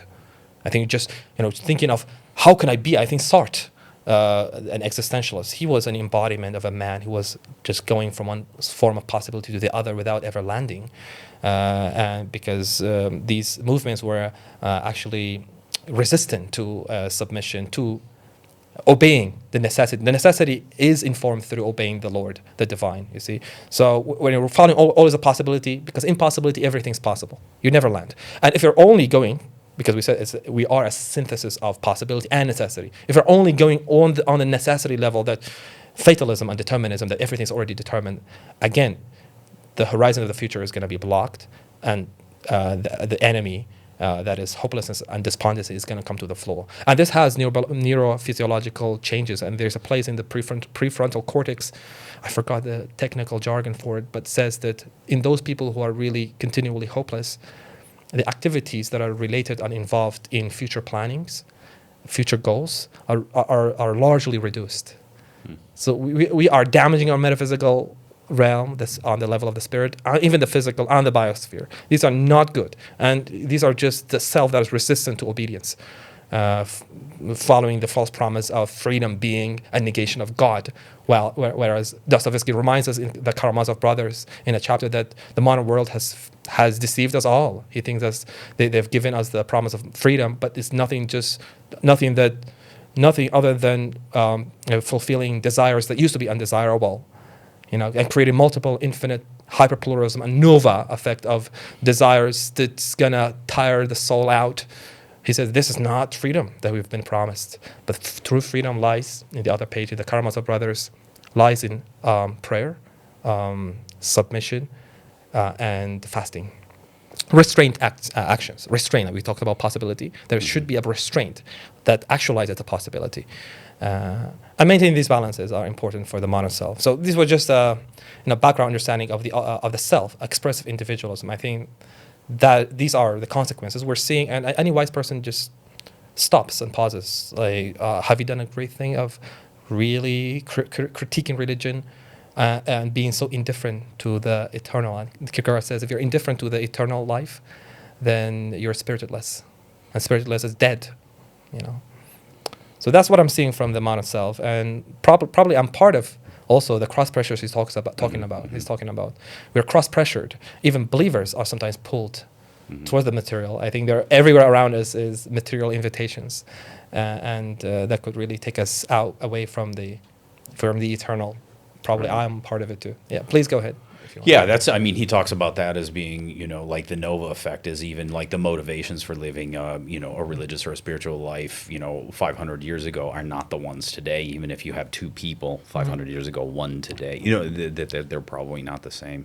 I mean, the thing is with you know, with to the issue of, you know, choice and openness to choice and, you know, a wide variety of options out there, you know, again, I go back to what I said earlier, you don't let a child play with, you know, grenades. Yes. You know, but you do let them play with a range of toys, and you know, you let them experience some things, you know, and then some things you draw the line on, right? He has an interesting he doesn't, I don't remember Taylor talking much about Sartre. I mean, I think he's there, but he has an interesting little unit towards the end about Camus, which I really enjoy. I actually think he's kind of a little bit loose on Camus, the heroic individualism of looking in the face of, you know, a meaningless universe and still, you know, and still doing. Yeah. You know, but you know, you said the abyss right there because this discussion of Nietzsche comes right after it too. Now he points out about the you know, the very, very modern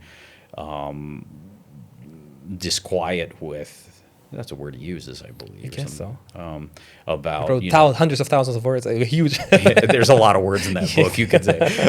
Is that, you know, that you know, the critiques of modernism, you know, coming from a religious side, even coming from a heroic model that, you know, it's often associated with Nietzsche in the text as well, is sort of like, is this all there is? You know, there's we've lost this heroism. You know, we've lost these kind of, you know, very strong, well, just heroism. Can we say Dionysian? We have the Apollonian, cold-blooded, but the Dionysian is the overflowing of feeling, and, you know, we have to let out the... You know, we kind of could, but I wonder about that section where he's talking about Camus and Nietzsche too, because there's a lot that seems to be floating in the background that isn't explicit, there's like, when I think about like the disciplinary regimes again, but also the discipline of, perhaps you can call it submission, and I think of the ancient Greeks and Romans of mastering themselves.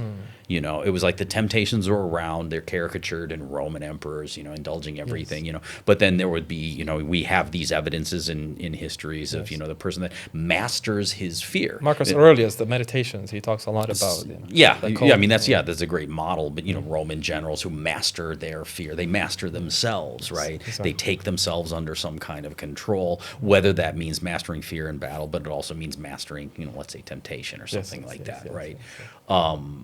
That mastery, that discipline can lead to heroism, right? Something more than just simple human flourishing where on some caricature level, everybody is fat and happy.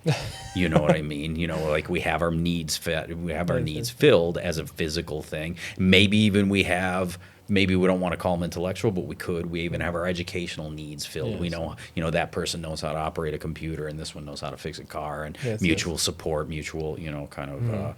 And we live in a happy society. You know, medicine's good, food's good, no wars, crime's down, right?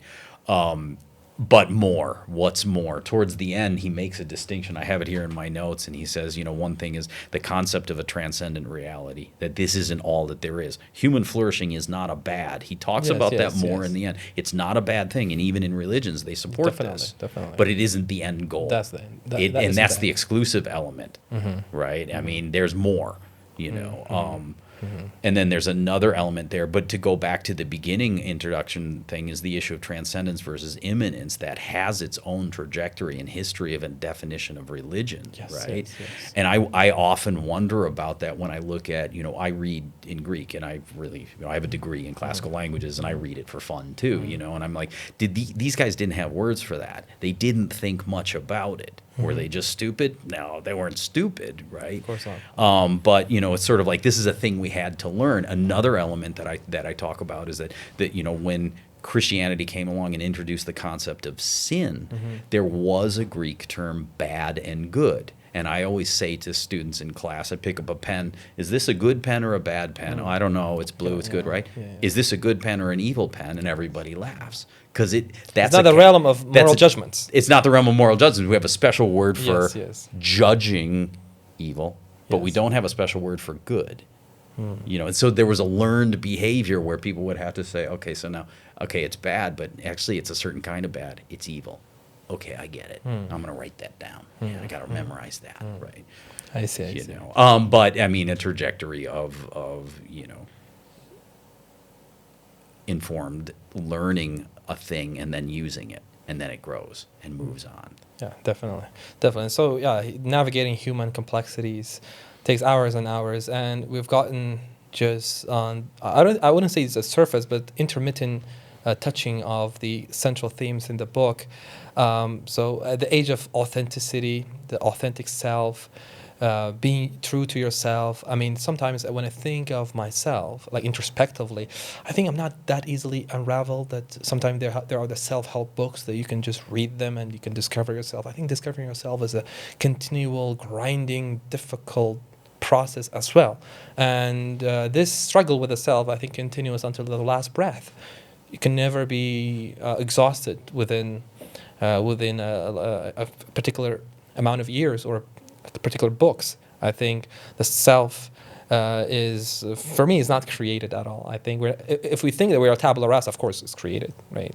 But I don't think I'm a tabula rasa. I think there are there's a reality to me that the Quran makes distinctions between the nefes and the ruh, right? So the nefes is the black dot, so to speak, that always wants things for itself at the expense of the others.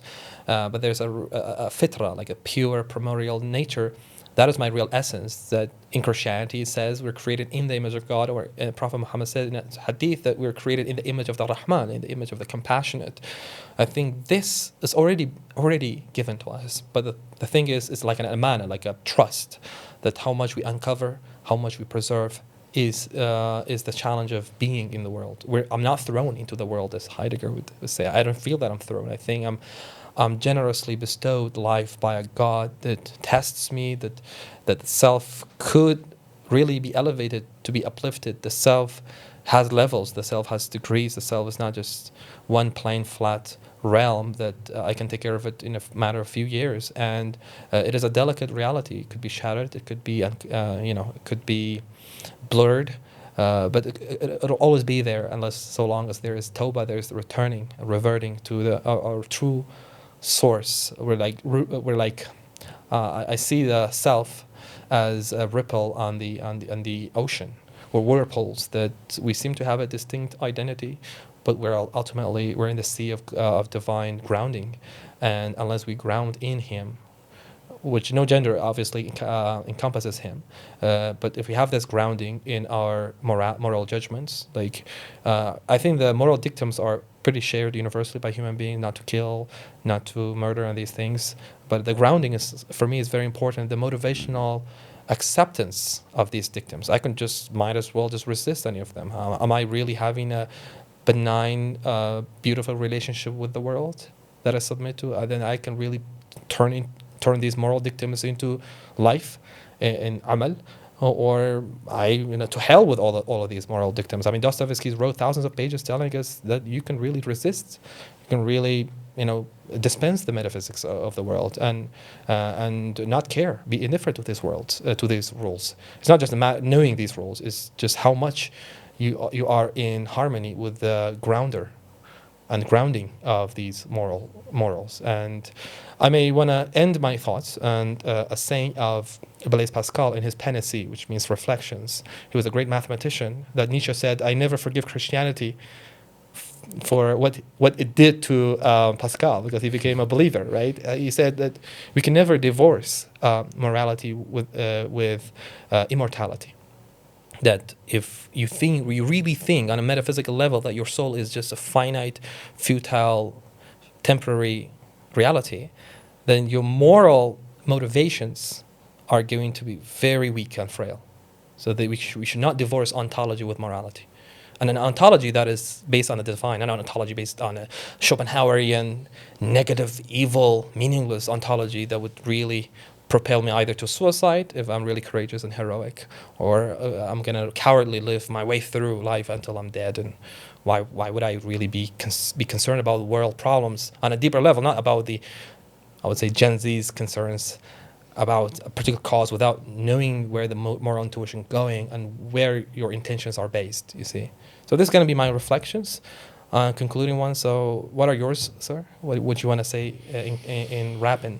Nothing really. I mean, it was a good conversation, but there's so much more to do with this text, and with any good text. I mean, again, I encourage your viewers to read the book. I encourage someone, if this is directed towards your a Kurdish audience, somebody. Yes, mostly. I wouldn't do it because I couldn't, but to translate this into Kurdish. Yeah, I'm trying to translate a transcript, like not a subtitle into Kurdish. No, I mean Charles Taylor's the book. I thought it was a conversation. I thought very highly of myself. So yeah, I mean, this book is, I think, not translated, right? I think it's a huge task to do. I don't know if I'm able to do it. It was hard enough. It was hard enough to read, but it was a good conversation. You had left me the question of before earlier. Sort of like, does this produce productive confusion? I've always been one of those people where I'm at my best when I'm at my worst. I'm at my best when I'm at my most confused. To me, confusion is a big plus. Yeah, I see. If I think I know something, it's inert and it's dead. 2 + 2 is 4, and I'm bored. When I read a good book and have a good conversation, or as often happens, didn't happen today or the day this happened, when I have a good bike ride or have a good conversation with my daughter, and I walk away from that saying, wow. Yeah. Well, that's my breaking through the transcendent, Yeah, I see. Touching with the higher time into the secular time. You see? Yeah, interesting. I think we didn't finish. I didn't touch upon the 7 deadly sins. We talked about the pride, just to number them for the other people to know. These sins are relativized to a large degree nowadays. So we talked about pride, gluttony, jealousy, and sloth and laziness, lust, wrath that is uncontrolled, anger, and what was the other one? Greed. Yeah, greed, human greed. So these are 7 deadly sins that I think unless we're really guarded in order to deal with them, we're not going to have a happy life, so to speak. Or eudaimonia, you talked about the Greek term, if I'm not butchering it, the state of good-spiritedness. As Aristotle also stated that it is coming from an ethical life. Yeah, it's required. Yeah, it's required. Thank you so much. I really enjoyed our conversation. I appreciate your generosity to share your thought and knowledge and time with us. Yeah. So, thanks, Suleiman, and thank you, Ahmed. It was a really good conversation. I really enjoyed it. Thank you so much. Appreciate it.